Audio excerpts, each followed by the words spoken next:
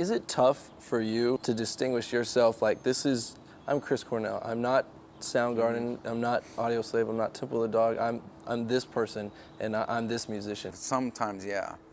And when I would get recognized in airports by like kids who were 16, 17, 18, after Audioslave had a big record, they'd be like, "Oh, you're that guy from Audioslave." I really liked that because it was like, I'm 38 years old and I'm like, people seeing me in an airport like I'm the new guy. That's pretty great. I can't believe I pulled that off.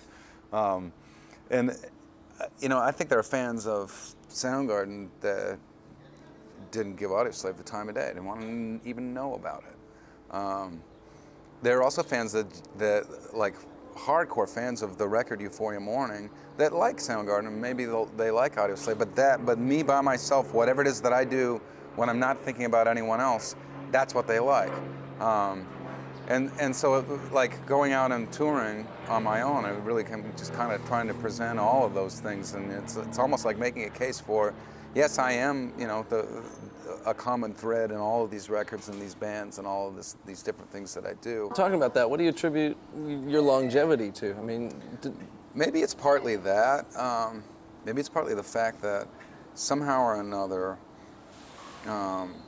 Soundgarden and me personally didn't allow ourselves to be pushed into a genre, and somehow I escaped that. And I'm not sure how. It's anyone's guess, but I think escaping that has allowed me to move in laterally, not up or down, but like Temple of the Dog was, I think 9 out of the 10 songs, Kim from Soundgarden agreed would have never been Soundgarden songs and shouldn't have been. He thought one of them could have been, but the rest of them, it was something else. And I wrote 7 of them. What was I going to do with that music?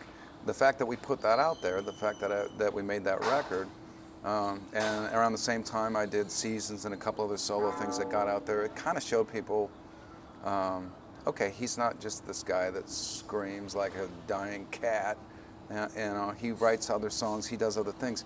When Soundgarden reinvented itself kind of musically for Super Unknown, that sort of reiterated it. There were people that heard songs like Black Hole Sun or Fell on Black Days for the first time. And we really avoided almost completely any sort of genre fixation at that point. And from that point on, I just took advantage of it. And I've said it before in other interviews. It's like, I feel like I've had the freedom to kind of do whatever I want, and fans don't seem to get that mad at me. I think that there are certain people out there that have, for whatever reason, gotten involved in a band that becomes very genre specific and love other things about music that they can't really get out of. Axl Rose might be one of those guys, I'm not sure, but for some reason he hasn't put out a record since, I don't even know what year it was. Soundgarden put out 2 records since then, Audioslave put out 3, and I've made 2 solo records since then, whenever that year was.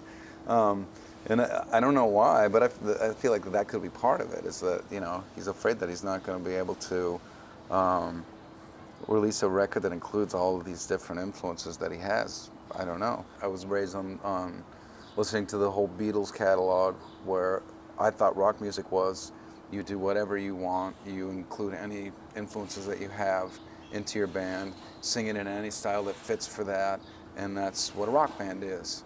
And I think I was so young that just got hardwired in my brain, and literally that's where I must have learned how to be a songwriter, because that's sort of what I do. And I seem to inspire people along the way doing it, so it's great. I'm lucky.